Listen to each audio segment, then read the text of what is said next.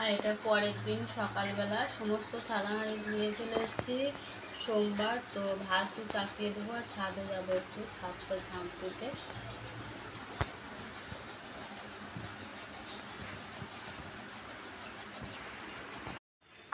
তো বাসি কাজ সেরে ছেলে মেয়েদের পড়াশোনাও করিয়ে নিয়েছি। তো তারপরে আমি আবার এলাম, ব্লগটা স্টার্ট করছি। বেড কাভারটা একবারে গুছিয়ে নেবো সুন্দর করে পরিপাটিভাবে। আচ্ছা ঠিক আছে।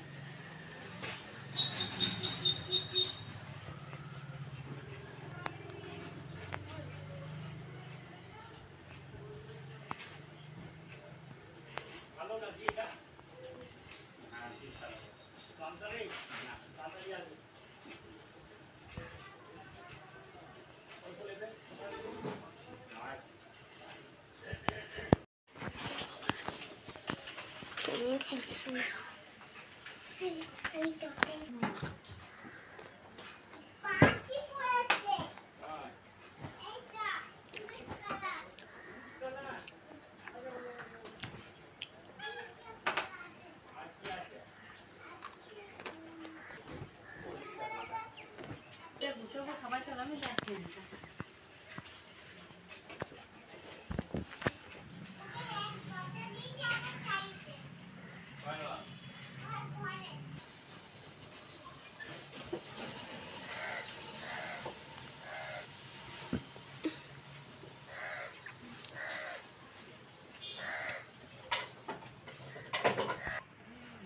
তো সুন্দর করে বিছানাটাকে পরিষ্কার করে গুছিয়ে নিলাম। এবার ঘরটা ঝাড়ু মেরে নেবো, ঝাড়ু মেরে পোছাপাছি করে নেব। তো এই যে সুন্দর রোদ উঠে গেছে, তো শীতকাল আসছে, তো শীতকালে ঘরেতেই রোদ পাওয়া যায়। এইদিকে জানালার থেকে দুপুরের দিকে রোদটা আসে। তো এখানটা আমি এবার ঝাড়ু দিয়ে নেব।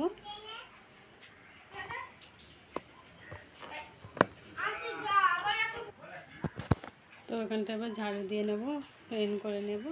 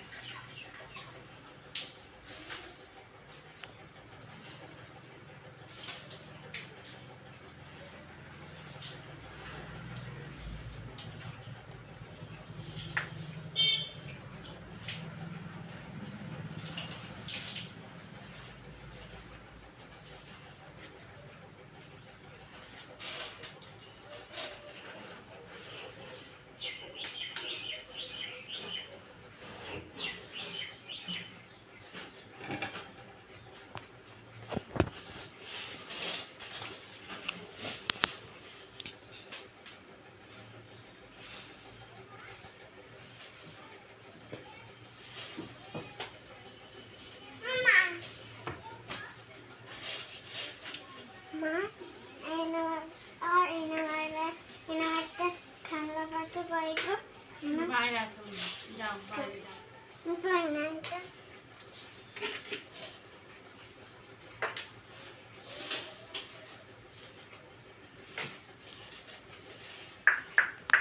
তো ঘর ঝাড় দেওয়া হয়ে গেল, এবার মুছে নেব।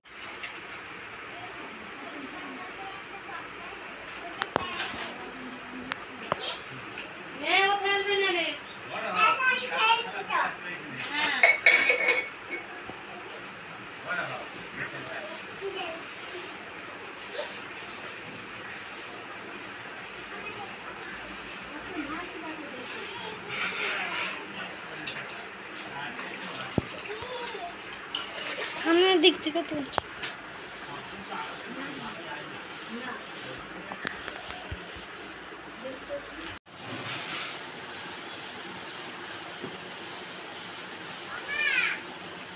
বলো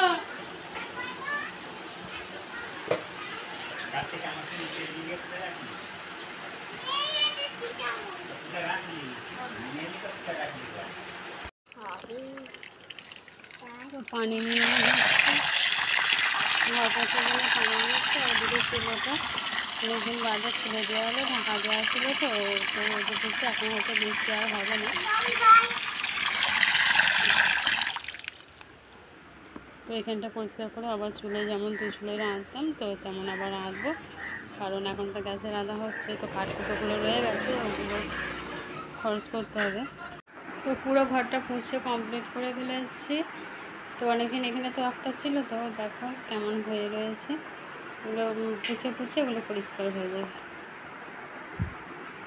আর এই যে মা রান্নার চালা ঘাসে ভর্তি হয়ে গেছে, এগুলো পরিষ্কার করবো। চুলোটা খুলে দিলাম, শুকুক, চুলে রান্না করবো।